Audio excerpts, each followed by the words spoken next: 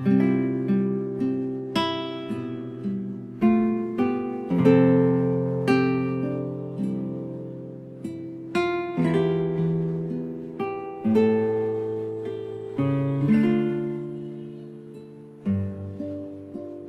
mabuting balita ng Panginoon ayon kay San Marcos.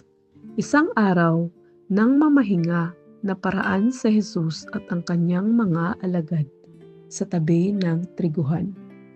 Habang daay naniningil ng uhay ang mga alagad, kaya't sinabi ng mga Pariseo kay Jesus, "Tingnan mo ang ginawa ng iyong mga alagad.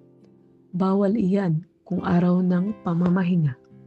Sinagot sila ni Jesus, Hindi pa ba ninyo nababasa ang ginawa ni David nung si Abiatar ang pinakapunong saserdote?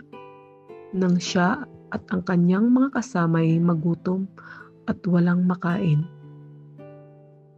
Pumasok siya sa bahay ng Diyos at kumain ng tinapay na handog ng Diyos.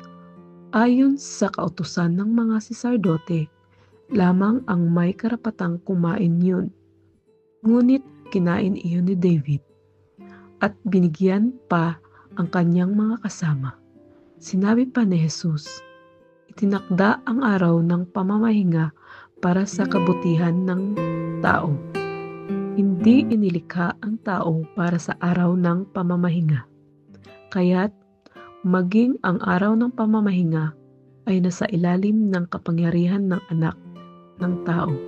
Ang mabuting balita ng Panginoon.